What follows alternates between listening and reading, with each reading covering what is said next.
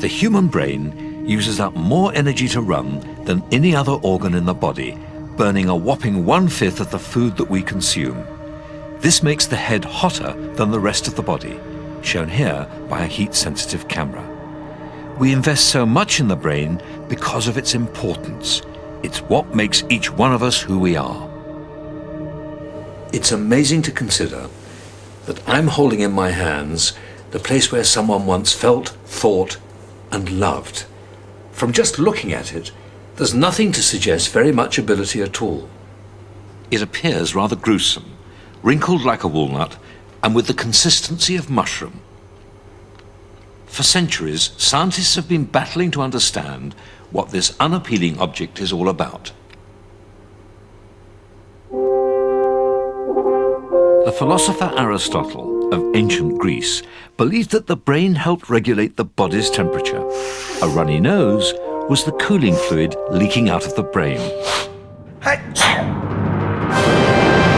He reasoned that since the heart beat faster when you're excited, it must be responsible for our feelings and thoughts.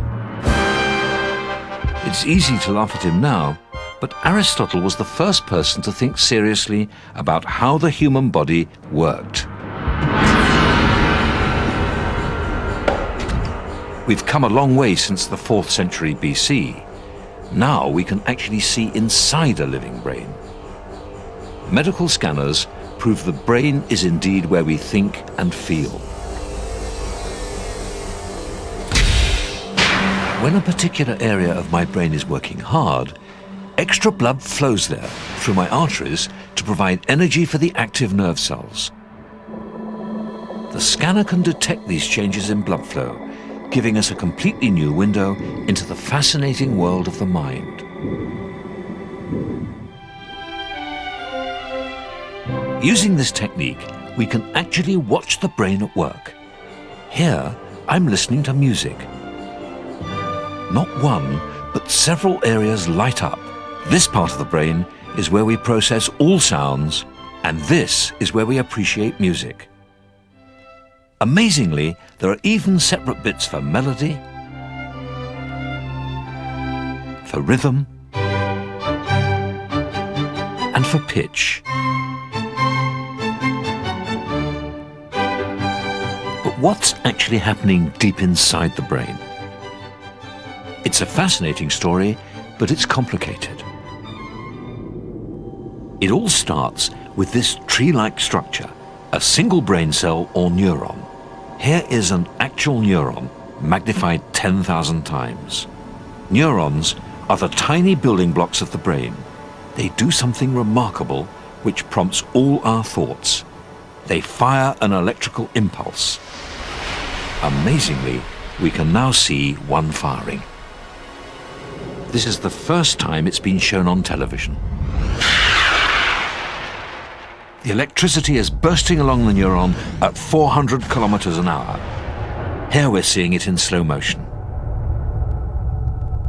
Within a tiny fraction of a second, it's ready to fire again.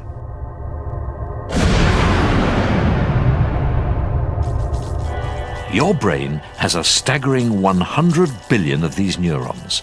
Together, they could generate enough electricity to illuminate a light bulb. To make things more complicated still, the branches of each neuron are connected to thousands of other neurons. It's hard to grasp the sheer scale of all these connections. Imagine a bustling city the size of New York. Give every person in that city 10,000 pieces of string. Tell each person to attach each piece of string to a different person. Now make the city 1,000 times bigger.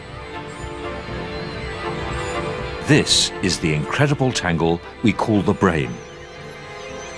And there's more.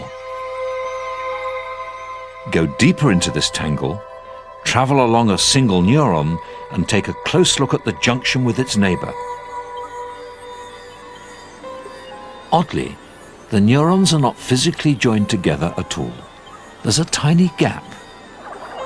To bridge this gap, the neurons release minute quantities of chemicals every time they fire, chemical go-betweens that influence our thoughts.